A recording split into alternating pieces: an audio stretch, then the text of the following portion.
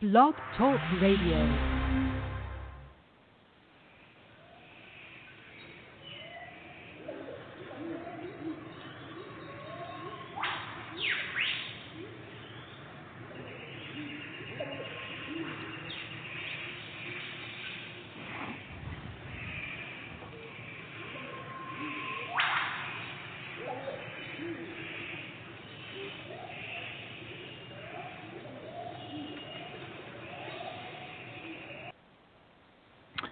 Hello, everyone. I'd like to welcome all of you back to Ohio Exopolitics. I'm your host, Mark Snyder. We're going to be talking about the Billy Meier case this evening. Particularly, I'm going to try to get back into some of the information on giants, Atlantis, and Lemuria. But I think we're going to also cover a little bit of Billy's early life, reincarnation, and a little bit about the teaching of Emmanuel as well. Edward Albert Meier is a farmer from Switzerland. He's in his late 70s. He lives in a tiny mountain village in Switzerland called Hinterschmid-Rüti. It's a beautiful area with a very green forest around it. He has a building there called the Semjase Silver Star Center, and that's the location that FIGU meets at. FIGU is the group around the world that publishes Billy's material. And Billy has many books. He's written over 40 books now, and he also has many bulletins. For example, one of his bulletins is FIGU Bulletin 69, which is about his 77 meditative sentences in the German. And one of the ones that I've kind of held on to over the years is one that says, "I always remain relaxed and thereby gain might over myself." This was a good one to utilize when you're feeling stressed, when you're under pressure. And this bulletin explains that the meditative basis for a positive attitude is important, and that we need to read these 77 meditative sentences point by point and learn from them. Anyway, Billy has written 40 books. He's got all these bulletins, and he has contact notes. And the people in FIGU help him in publishing his material and making the material available all over the earth. One of the many books that Billy has written that I've read, and I've read it, I'm reading it for the fourth time, is The Might of Thoughts. And there's a section here I want to read to you. It says, "However, as a rule, the actual problems do not actually lie beyond the individual's control. Rather, they lie in the individual himself or herself." And exactly that is the crucial point, which makes it obvious that the necessary solutions also lie in the individual. And that's what Billy explains, that the circumstances of our life come out of our own thoughts, and our thoughts are incredibly powerful. It's one of the things we learn from the Meier material. And, you know, Billy has been writing these books and putting these books together for many, many years. He grew up in Switzerland, in northern Switzerland, in an area called Bulak. And when he was a young boy, back around 1945, he started to get telepathic messages from this man named Svath. Well, interestingly also, the pastor in the village there also started to get these telepathic messages. So both Billy and Pastor Rudolf Zimmerman had something in common there. And this was a great source of support for Billy, because he was under an incredible amount of pressure as a young boy, having these incredible experiences and sometimes skipping school. As a matter of fact, skipping school way too much. And his father was a very strong disciplinarian and would beat Billy until he could neither sit nor stand. So Billy grew up under some very difficult circumstances, but also had very great experiences in his life. One of his first sightings was a huge disc about 200 to 300 meters in diameter, which appeared in the village where he was living in northern Switzerland, and it hovered near the church steeple. And him and his father saw that when Billy was very, very young. And so Billy had incredible experiences. He would get these telepathic messages from Svath, and he was told to go out into the forest, and he would wait there out in the forest, and then this unusual pear-shaped craft would come down, and Svath would get out. Now, what was interesting about Svath is he was an extraterrestrial man of about 1,000 years old, and he spoke in the dialect of Billy's native village. So not only was it German, but it was in the dialect of his village. And Billy was led into Svath's ship. He was asked to sit down, and he would see these small screens. And the ship would go up, extremely high, up into orbit. And Svath told Billy that he had very interesting previous lives, and that Billy had been the people that we call today Enoch, Elijah, Isaiah, Jeremiah, Emmanuel, and Muhammad. And that in each one of these previous lives, he would teach this ancient universal teaching. And the teaching that Billy would always speak about relates to the universal consciousness and understanding what the universal consciousness is.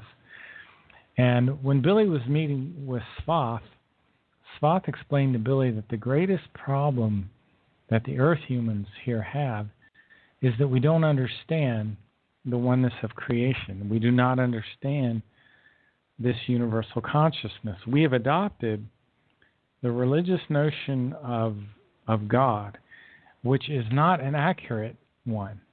The universal consciousness is not like a God. It is not a God. In fact, the universal consciousness is evolving.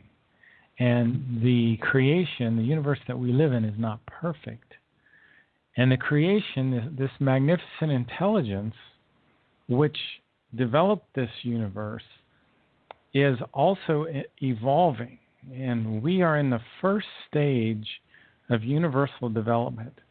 This initial stage has matter in it.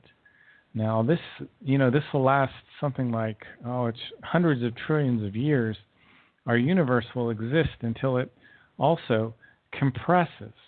Universes expand and then they contract. And it will contract back into its original state, which was about the size of a pea. But the intelligence that runs all things is neither good nor evil. It radiates love, but it's not a personal love. It radiates love much like our sun radiates light and heat. And these are the kinds of things that Svath was teaching Billy at a very young age. And he even put a device on Billy's head that with many wires on it. And from that device, Billy got this great wellspring of knowledge. And he felt these unusual forces penetrating into him. And suddenly he knew events that would take place into the future. And Svath explained that certain abilities were awakened within him because of this instrument. And these abilities were related to Billy's previous lifetimes. And we all have in our subconsciousness the wisdom of our previous lifetimes. And that wisdom will impulse us and it will kind of give us a guidance as we go on our life, the new material lifetime. And the spiritual consciousness that we have a material consciousness and we have a spiritual consciousness. Our spirit form resides in an area of our middle brain called the superior colliculus. And that spiritual consciousness is what brings life into the body. Emmanuel explained it this way. He said that the spirit and the body are one, and that the body comes from the spirit. They're not a duality, but they are one. The body is of a different form and matter than the spirit is, but they're really one. And this should be a shocker for a lot of people, because we here on the earth are materialistic intellectual thinkers. In other words, Semyase put it this way. Semyase was Billy's third contact. She said that the people of the earth ignore the deepest intuitions of their human spirit, and that we're materialistic intellectual thinkers.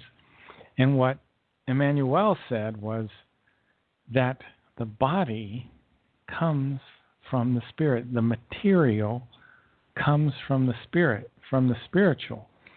So all the material that we see in the universe comes from the spiritual realm, the energetic realm, the fine matter world, so to speak. So we're very disoriented on this earth. And because of that, we're having very slow spiritual growth. And one of the reasons that the Maya contacts are occurring is to help get us back on track. Now, Billy's real name is Edward, which means the guardian of the treasure. And he's the guardian of this treasure, this teaching. And he was told by Svath not to go into the public too much, to remain in the background, performing his mission in written form. And the spiritual teaching that Billy brings will transform the human beings on the earth. It's going to awaken the human race out of our deep sleep. We are currently in a deep sleep here on the earth. We're kind of in a hypnosis state. And it's going to take about 800 years for us to get out of our current state of condition. And there is an article that Billy's written called A Word to Mankind. And let me read just a little bit of this.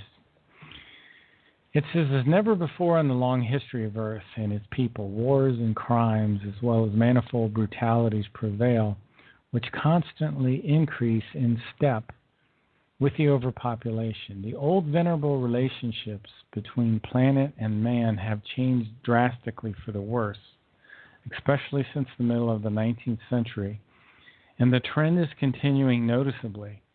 Not only has mankind sunk into an abyss of boundless depravity, but it has also brought this decay to the planet and to the entire animal world and nature as a whole. Let me talk about that just for a second. What I often see on the way to Earth or way to work is a lot of roadkill. One day, on an hour commute, I counted 20 dead animals on the side of the road. To me, the Earth has become the planet of unnecessary death, and that seems to be the case. All governments and those responsible in the majority of the population have become the keepers of evil.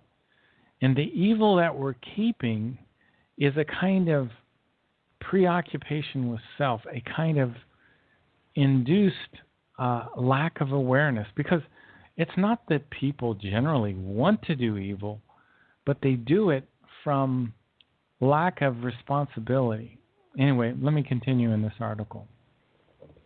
While they talk of peace and a better quality of life, as well as better interpersonal relationships, aid for the hungry, environmental protection, and many other good things, The governments and the responsible people secretly rearm and prepare weapons in order to destroy entire nations. But the majority of the population is also busy increasing the decay. And as a consequence, hate, discontent, wastefulness, vices, addictions, murder, and manslaughter will be committed. All the new inventions are used ultimately to destroy as well as annihilating plants and animals. We continue to do this. We have so much excess, and much of it is just the increase of our population. If you get a chance in your nearest city, try to go up high in a building overlooking a freeway and just see the incredible amount of cars that are on our freeways. We're terribly out of balance. And Svath was talking about this with Billy. He was teaching Billy about the coming time that we're in now. It's called the third millennium. It's about 800 years. It's a time of confusion and maliciousness, which will spread all over the earth. But this spiritual teaching that the Maya information brings will eventually wake people out of their sleep. Billy has another interesting article. It's called A Little Bit of Knowledge, Sense, and Wisdom. It's actually one of his books, which I don't have and haven't read. But let me read this little section here on true love, and maybe it'll kind of shed some light on things. In the same degree to which the human being begins to grasp life, to understand it, and to really live, he or she will encounter all of its great things in greater proximity. However, true love thereby represents a development in which the human being is not equal. Without the deepest cognitions and virtuous, worthy character, and without a good personality, true love, namely, surpasses all love which is thought, feeling generated, which as a rule only exhausts itself in degenerated emotions. Now, what is Billy talking about here? There is a false love. It's called an affective love that's based on kind of romantic notions. It's very unstable. That's why 70% of all marriages fail today, because we don't have a wisdom-conditioned love. We don't have a balanced, grounded love.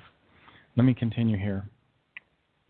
If, however, the human being holds out and accepts all the efforts and burdens associated with the time of teaching and creating, which true love, determined by a spiritual, fine, sensitive feeling.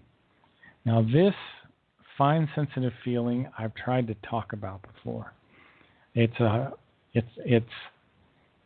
It corresponds to the German word Empfindung, which is traditionally translated as sensation or sensory perception. But it's when you can begin to start to sense the radiating love of creation, because the creation literally radiates love. But you have to be able to get to a point of observation to be able to sense the radiating love of creation. Let me continue here. Instead of losing him or herself in all of that which is easy and insignificant and is false and foolish being in love, behind which he or she hides from the truthful weight of true love and from the actual seriousness of life, then he or she will not only gain relief and progress as well as significant self-knowledge and self-realization. Rather, he or she will also gain deep, true love determined by spiritual, fine, sensitive feeling. So, true love lasts for a lifetime and beyond, because true love withstands death and is also perceptible for the most distance, because it's a positive, neutral kind of thinking. It's a wisdom-conditioned love. And what I always quote is one of Billy's sayings here, which says, "The incredible splendor of nature is the visible expression of the love of creation." And creation radiates love. so that every point in every place a person can come up against the radiating love of creation. Because love is the highest principle in creation, and every tiny animal and every tiny plant fulfills its purpose in love.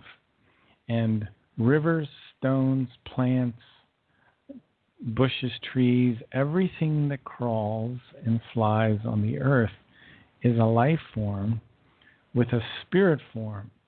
And these spirit forms are on a journey through time, which involve many, many lifetimes. And death is just the passage into the spiritual realm. And many of these creatures in the forest and these plants are aware of each other. And they're connected by these swinging waves that come from the electromagnetic realm of life energy. And your spirit form, through what's called the Gemut, which controls the thoughts and the feelings of the spiritual consciousness, will radiate these swinging waves to your psyche. And the psyche can become strengthened by these swinging waves.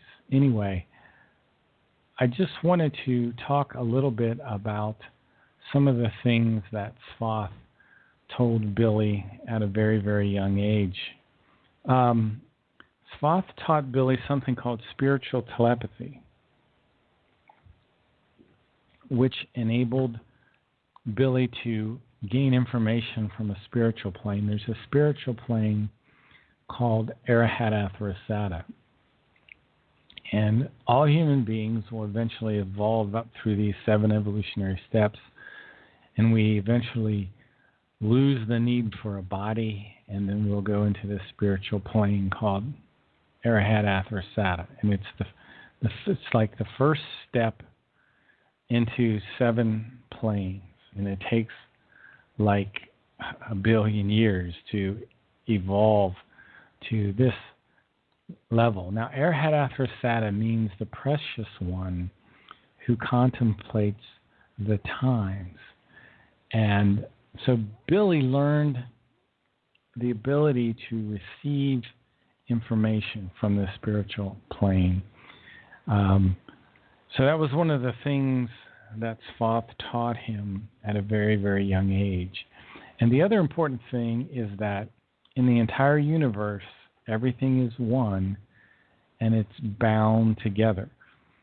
And that love continues to be the purpose for all our existence. Now, in Contact 31 is when Billy was in the mothership, and he was traveling across the universe, and they were jumping from star system to star system. And every time that they would do these hyper jumps, he would feel this incredible peace and oneness that would come over him. And it's very interesting in Contact 31 to read about this. And it says in Contact 31, this is the stage of the great unity in the oneness. And here all the self and all the personality is overcome. The consciousness is the call of the eternity and the eternal call of the truth and the all-embracing love. And what can be greater than it? Because everything is born out of this all-embracing love, which is the universal consciousness, which is evolving, which is not immutable. It's changing. You see how we've gotten the wrong idea from our religions. Now, let me talk a little bit about the 7 incarnation of the Meyer spirit form. The first was Henoch, and the person that we call Enoch today.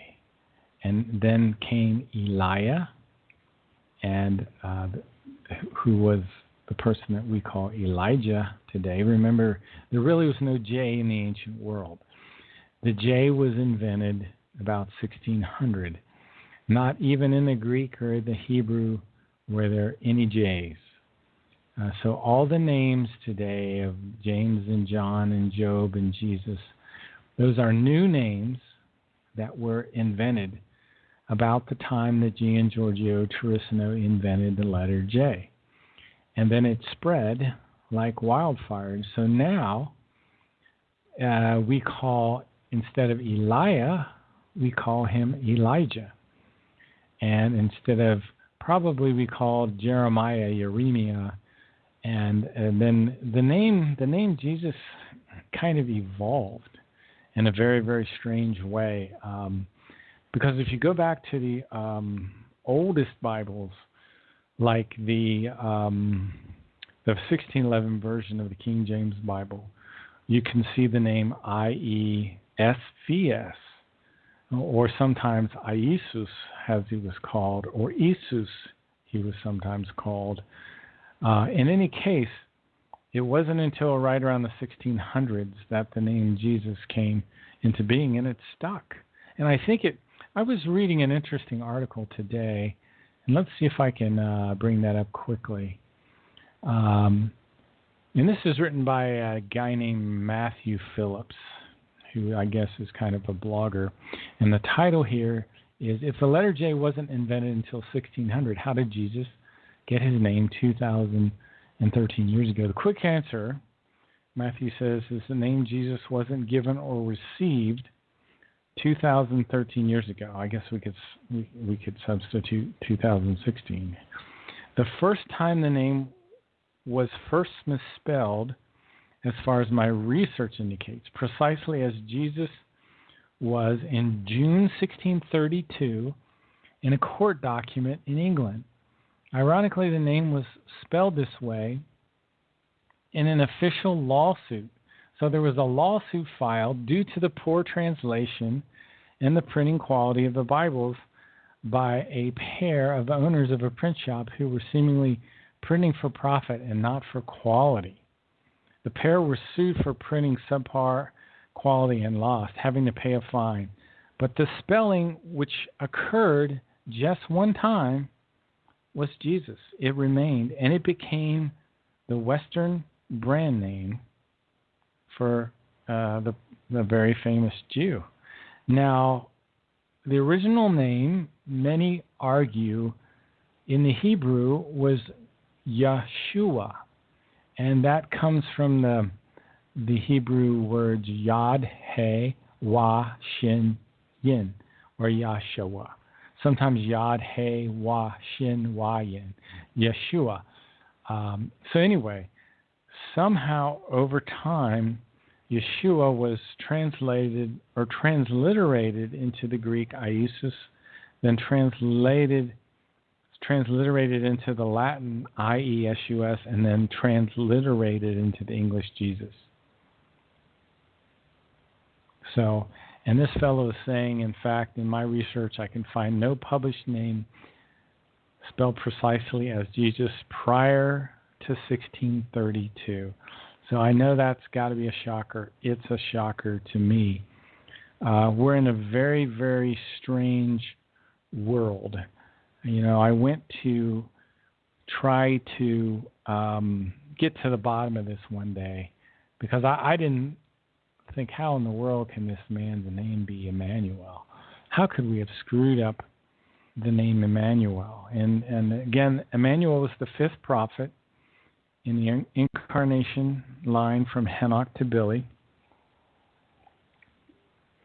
He was the prophet who nearly 2,000 years ago attempted to spread the spiritual teachings in Israel. It had become a known fact that this herald was the true prophet Emmanuel, with whom Billy and Ascot personally visited with during their time travel in 1956.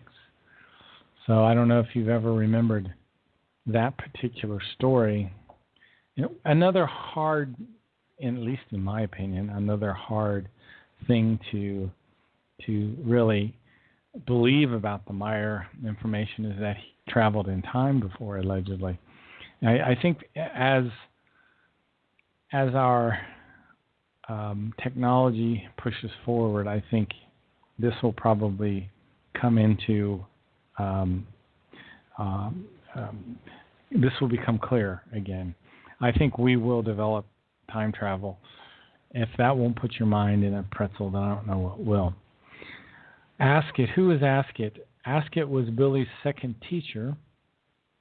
He met her, I think it was in about 1953. About 53 or 56. Billy met Askett for the first time. She is from the planet Timar in a star system they call Akon in what is known as the Tao universe. The Tao universe was created about 46 trillion years ago when our universe was created. It's our sister universe. It's a parallel universe. The first time Billy met Askett, they went, a robotic ship brought Billy to the Jordanian desert. I guess that was about 1953. And then Askett's large disk landed, and the two went together in her ship to Egypt, and then they went far below the Giza Plateau. And I've described this trip many times before. And they were both wearing some special device which made them invisible. But they did go below the Giza Plateau, and they met the Giza. They didn't meet. They saw the Giza intelligences. They saw their ships, and they saw the guards. And there's a very interesting history of the Giza intelligences that's taught in Contact Report 70, and it's kind of mixed in with the stuff about Atlantis and Lemuria. Let me read a little bit. So it only remains for me to report that Eris the 11th, as a very distant descendant of Eris the First, was murdered in his old age many thousands of years later, and around 100,000 years after the destruction of Atlantis and Mu. Now there's still parts of this I haven't put together. By his third-born son, Jehovah, after which this one took over command of the Hater people in order to rule these three earthly peoples and the Hyperboreans themselves. So we're talking about one of the Giza intelligences here. Thousands and thousands of years ago, after the fall of Atlantis and Lemuria, there were some extraterrestrials. I think they came back from Beta Centauri, and they kind of took advantage of the Earth people again. They set themselves up as gods, as rulers, and they were very brutal. And the first one of these leaders was named Eris the 11th, who I was just reading about. And he ruled over three earthly peoples and the Hyperboreans. Now, the Hyperboreans were actually extraterrestrials that had been on the Earth for like almost 200,000 years, 180,000 years. They existed originally up around the North Pole. Then they moved into Mount Shasta and Mount Mammoth in our northeast. And you could sometimes see their golden spacecraft come out of the one side of Mount Shasta there. And there are some photographs of their ships that I have on my website. I put in the chat room before. So one of these Giza intelligences that we're reading from this is line 136 from Contact Report 3, talks about these Giza intelligences. And the son that took over was Jehovah. Not Jehovah, but Jehovan. And let me continue to read here. The second earth people which fell under Jehovah's control were the likewise very distant descendants of the Aryans. See that the Nazis talked about the Aryans, and the Aryans were real. They were real people. And they were actually, I believe, an extraterrestrial people. Let me continue. The second earth people which fell under Jehovah's control were the descendants of the Aryans, who meanwhile had mingled themselves with the still very underdeveloped, pure earthly and lethargic native population. This occurred after the Sumerians were expelled. And then they talk about the third Earth people here.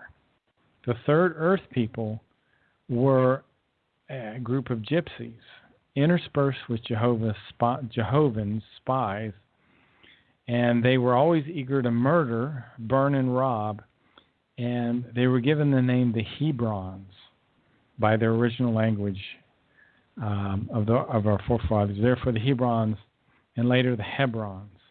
And this name corresponds to gypsy, scum, and outcast in the sense of the original language, which therefore has not been transferred to our present languages, because the sense of your present term for gypsy still only means wanderers and itinerants and unsettled ones. That's just a kind of a side tangent. I don't want to get us too far off on a tangent. It gets confusing. Anyway, Billy met with Ascot right around 1953. They went below the Giza Plateau. Now, the Giza Plateau, there are old cubicle constructions there. It's about 73,000 years old. And these old cubicle constructions was the home of the Giza intelligence, or the Ba'ath. And they had a whole lineage of rulers from about 11,500 years to almost the time of the 1970s. They were still there. It was Eris the 11th, and then Jehovan, and then Jehav, and then Erisame, and then after Erisame came Hen, who was also called Jehovah by the Hebrews, and then Jehovah, I believe, was thrown out of power by Kamagal I, and then Kamagal I was thrown out of power by Kamagal II. Now, this takes us up to about 1970. So from a time about 11,500 years ago up to 1970, these extraterrestrials lived a long time, many, many centuries. But their life expectancy slowly decreased and decreased because they were living outside of the creational natural laws. And it's really interesting, the importance of the spiritual teachings in terms of your health and your lifespan. But eventually, the Giza intelligences were killed. We are no longer under the influences of the Giza intelligences, according to Meyer material anyway. We are now, there are still some telephotic impulses which are affecting us, but the Giza intelligences themselves are gone. They are also known as the Ba'ath, which is another word for them. And we'll have to talk about them more in another day. Anyway, I was talking about Billy's earlier life, his meetings with Ascot, his meetings with Thoth, the seven incarnation of the Meyer spirit form. Now, the Meyer spirit form is very, very ancient. The extraterrestrials have the technology to be able to identify spirit forms. And they know that Billy's spirit form has been in the past the person they call Enoch. The person they call Nokodamian has also been the person called Henoch, which is another very ancient incarnation of the Meyer spirit form.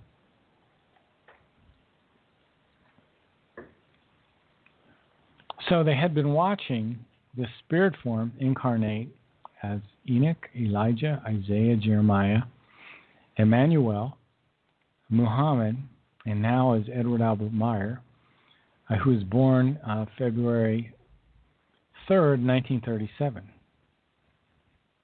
in Bulak, Switzerland, and is a relatively unknown man in Switzerland who writes incredible books and leaves a tremendous understanding to the people of the earth. The Plejaren, generally speaking, left the earth in 1995. We don't know why. They live about 500 light years from the earth, about 80 light years beyond our Pleiades.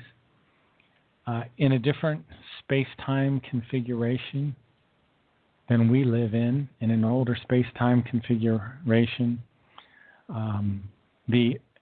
The universe that we live in has different dimensions, different space-time configuration, which is extremely confusing for us people here on the Earth. You know, our technologies are still very young. Our spiritual understanding is still very young. So it's hard enough for us to understand the idea of the vast distances of space, but then also trying to get in our minds the idea of these different space-time configurations. In any sense, between 1975 and 1986, there were 3 extraterrestrial bases on the Earth, one in Asia, one in North America, and one in Switzerland. The one in Switzerland had been here for 300 years. There were 2,862 extraterrestrial humans on the Earth from 12 different races. They came from the Lyra, the Vega systems, the Plarian systems, from neighboring stars. I mentioned the Hyperboreans. They were here. The Hasters were another group. They had a base in the North Atlantic for a while. The Hyperboreans originally lived in the northern part of the North Pole. Actually, according to my information, I can't prove it, but the Florida was actually in the surrounding area of the North Pole in ancient times, before the fall of Atlantis and Lemuria. And about 113,000 years ago, a guy named Eris the Barbarian returned to Earth from Beta Centauri, which is very interesting. Beta Centauri is about 350 light years from Earth. It's quite a long distance. And Eris the Barbarian came from there. And Hadar was the term for Beta Centauri in the Arabic. And it's interesting that Hadar comes from the Arabic roots word to be present or on the ground or settled and civilized. Now, why would an ancient people refer to a star using the term that meant on the ground, unless visitors actually came from there? So anyway, Eris the Barbarian came from Beta Centauri. He conquered Hyperborea. His son Arian went in and conquered India and Pakistan, or the areas we call India and Pakistan right now. So when the great shift came, the pole shift occurred because this big asteroid was slammed into the Earth by the people of Lemuria. It was about 2 kilometers long, around this asteroid, and it hit with a tremendous force, caused a great disaster on the Earth, a disaster I don't think we can really completely understand today. But before before that disaster, the Hyperboreans lived near the North Pole. They eventually, as I said earlier, they moved into the area of Northern California, into Mount Shasta. And there was a small city there that had about 700 of these Hyperboreans in there. They were a leftover group of extraterrestrial humans that lived up in Hyperborea in the ancient past.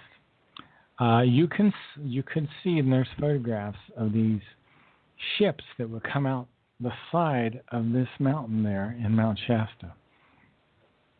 And the city was very deep in the center of Mount Shasta, and the entrance was well camouflaged. And sometimes these Hyperboreans would get visits from other people who came here from other worlds.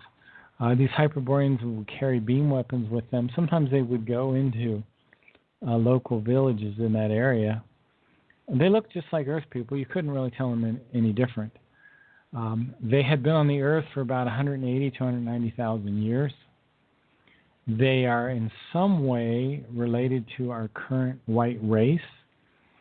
They had a king of wisdom with them who gave Enoch much of his great wisdom.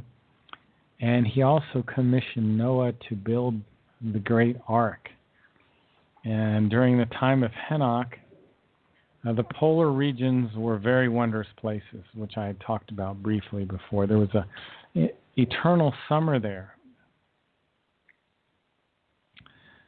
I have a translation of Contact Report 59 that goes into great depth of what happened during the time of Atlantis and Lemuria. And we won't do that this evening, maybe some other day. I've talked about it before.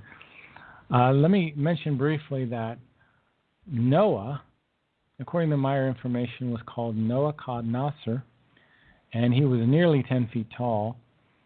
He was commissioned to build the great ark by a king of wisdom who was related to these Hyperboreans. The ark was actually built around 98,000 years ago when calculated back from today. When it landed, the ark did save a lot of people and animals, but it landed not on the summit, not on the peak, but farther down, about 5,000 meters from the peak, I think. Well, maybe even farther than that, and maybe. But in any case, these large 4-footed animals could have never climbed down from the peak of the mountain. In any case, I mentioned briefly the Hasters. The Hasters were brought here to the Earth from another galaxy, which was an unimaginable distance away, 483 million light years from the Earth. The Plairon brought them here because they're only about 1,700 years ahead of us, I think, in terms of their development. So they could tolerate our presence physically without even using any technology. The Haster could remain in our direct range of the vibrations of the Earth people for 17 hours without having any negative consequences. The Plairon are too highly advanced. They cannot be around our negative, weak, uncontrolled thinking. It's, to them, disastrous. They have to wear a technology to shield themselves from our thinking. I was wrong. The Hasters are about 1,100 years ahead of us in their development. My understanding is that the Hasters are gone now too. So something took place, something that caused all these extraterrestrial groups to leave. The first people settled Atlantis and Lemuria about 130,000 years ago. If you go back 150,000 years ago, there was a man named Pelagon who came from the Plairon homeworld, my understanding is, and he took about 70,000 people with him and several great spacer ships, and they essentially stole these ships, and they came to the Earth, and he had 200 very good scientists with him, and Pelagon was their Ishwish, their king of wisdom, and after they came to the Earth during the next 1,000 years, they lived on Earth, and they built up many great cities. They inhabited all the continents of the Earth. They originated a very highly developed culture. This culture lasted for about 10,000 years, but eventually it started to degenerate after the death of Pelagon. I have a lot of interesting descriptions of Pelagon in one of my books up there. I don't know how accurate it is. It comes from Randy Winters, but it's certainly very interesting. He was extremely highly evolved in his material consciousness, and he was supposed to have the ability to float, hovering above the ground. Don't know if that's true, but it's what a book I've read, things like that. So the society of Pelagon degenerated, went into war, and wiped themselves out. And I think it took about 7,000 years for the Earth to recover from that great war during the time of Pelagon. And the people who were left here on the Earth, they became very degenerated. They lost all their technology. They lost their history. They forgot who they were. They were very wild, very degenerated. But after about 7,000 years, the Earth started to recover, and people came here again. These extraterrestrial humans came here, and they started to build the city of Atlantis and Mu. And I saw last night on Ancient Aliens, and it's right here in Ohio, there is a couple mounds where these giants' bodies are buried. And they talk about one location where there was a giant in the center, and all of these other giants were laid around this person in the center, and they were feet first, with their feet facing this individual. There's another mound here in Ohio where I think they must have found technology with these giants, because that became, how can I put this? The Smithsonian will not talk about that anymore. Once whatever they found here in Ohio stopped them from talking about the giants. And I think it's probably gone under the secrecy of national security. This is just me speculating. They probably found technology. They probably would be forced to rewrite our entire history if they started to release the information about the giants. I think the people from Atlantis and Lemuria were probably at least 8 feet tall. At least. Same with Pelagon. And they had very, very high technologies, much, much higher than ours. We are evolving out of the rubble of these higher societies, which they were higher than us, but they destroyed themselves. So they went off track and got distracted from the spiritual teachings as well. And they ended up destroying themselves. We've talked about this many times before. I'll give you a quick overview of the timeline. 133,000 years ago, Atlant and his people came from the Barnard Star and probably Beta Centauri. They had about 1,800 years of peace, and some scientists stirred up war. They were forced off the Earth. They had to go back to Beta Centauri. That was about 115,000 years ago. Then 113,000 years ago, Eris the Barbarian came back to the Earth and stirred up trouble. Now, I don't know when the destruction of Atlantis and Lemuria occurred. I thought it was about 11,500 years ago. But I'm getting some conflicting information, so I'll have to try to sort that out someday. Eris the 11th came to power. Eventually, he was the beginning of the Giza intelligence. He was murdered by his son, Jehovah. Jehovah ruled the earth until about 3,600 years ago. He let himself be called the creator, and he was murdered by his son, Jehovah, about 340 years into his father's reign. Jehovah was a megalomaniac like his father. He called himself the creator. Erisame then came to power. He murdered his father, Jehovah. Now, Erisame wanted to take all of his power, but his brothers, Ptah Salam, stopped him.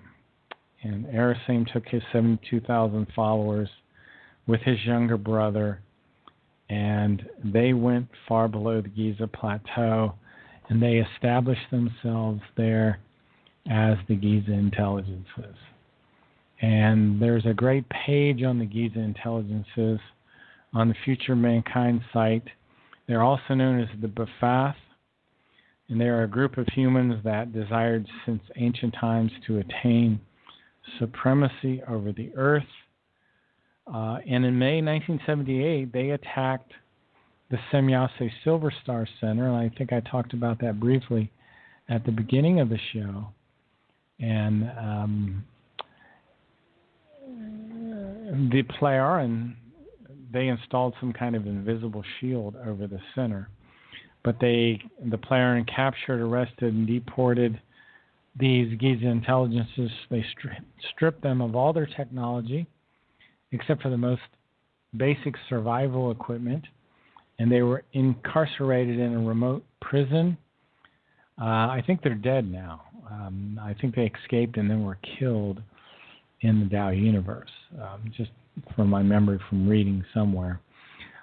Unfortunately, we will still be under the waning effects of their telenotic impulses, which continue to linger for 200 or 300 years, according to Ptah, anyway. Now, who is Ptah? Ptah, he's about 775 years old. He has 3 children, and I don't know if you know this, but Semyase is one of his children. His father was Thoth, Billy's first teacher. And one of his nieces is Asket. You see, these extraterrestrials are all related to each other. Ptah is the commander of the spacecraft fleet, and he has the rank of Ishwish, which means King of Wisdom. He has the duty to provide his people with help and advice. He presides over inhabited planets. He's the Ishwish of Earth right now. So Ptah has a great amount of wisdom. And these Giza Intelligences, for thousands of years, they've deceived Earth humans with religious miracles and visions of many kinds.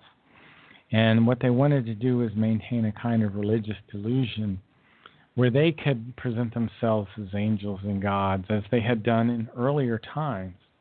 And they wanted to also subjugate Earth humanity into worshiping them. They would have used violence to do this as well. They built this mighty station, as I was saying, underneath the pyramids of Giza, where they orchestrate their religious delusions, and they also they work with Hitler during World War II, not directly with Hitler, but through this fellow named Hermann Steinschneider, who was related to the Thule Society. The Giza Intelligences were influencing Hitler through the Thule Society. And whoa, I just realized that I am just about out of time, and I'm glad you guys came and listened to the show. I hope you enjoyed it. I sure enjoyed bringing it to you. I know I got off on a lot of history tonight. I guess that was part of my goal. In any case, I'll see you all tomorrow. Please stop in 5:30 on Sunday. I got a lot of shows coming. I'm even going to pull some guests here on Blog Talk. Talk to you later. Bye-bye.